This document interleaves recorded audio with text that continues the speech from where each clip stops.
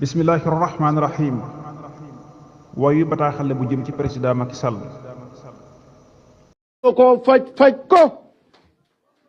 faj ko tëbbul yërëm. taarixu ubbi nay gëtëm ne jàkk ŋàbb ay xëtëm ngir bind lum joxe sëtëm telum yaxal duma safar.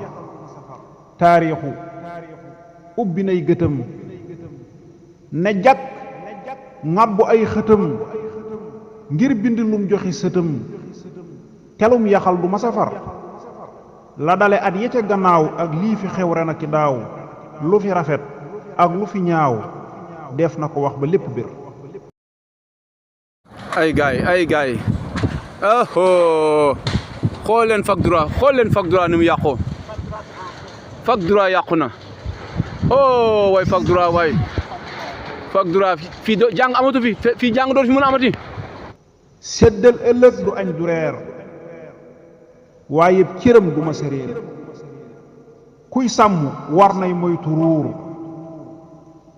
te moytu tëx ba mel ni jur. yàlla dafa santaane ñiy baale le pardon est très important parce que pardon ça guérit.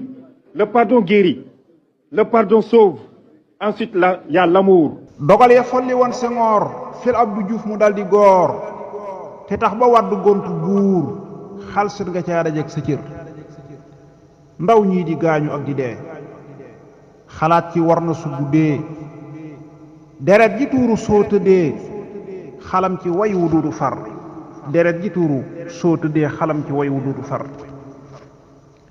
mag ñi ne woon nañu la déet sëriñ si noonu nañu la déet te yaa ngi noonu wéet a wéet gimmil te folli ñii la wër.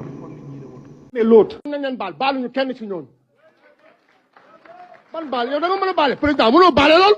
laalaake loolu bul ko laal wolof yi léebu nañ la daal tey lii fi xew ci Sénégal gisuma woon lu ko fi jar. ewaay gimmil te ne xifeet tey réew mi yàqu na yaxeet te lii fi tuuru ci deret wal na ba dootu gaaw a fer. dellool sa bopp sa boroom liggéey nga nag lu ñëpp yéem bul ji ma fàdd say moroom xamal ne yàlla yori mbir.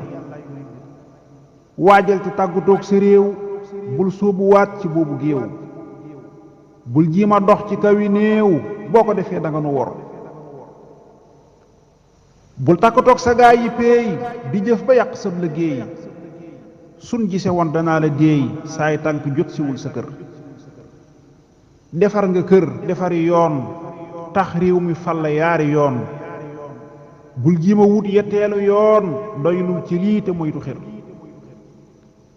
kuy ñëw na def li nga fi def te jiima yokk mooma lef su ko defee nu dal di laf ay wii te jiima jëf lu ñor.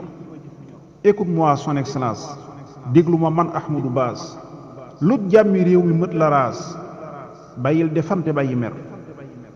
duma la way duma la jay duma la sànni baat bu joy jëf nga liggéey bu dootu fay wàccal sa nawle daal di war. allahumma salli ala sayyidina muhammadin wa sallim.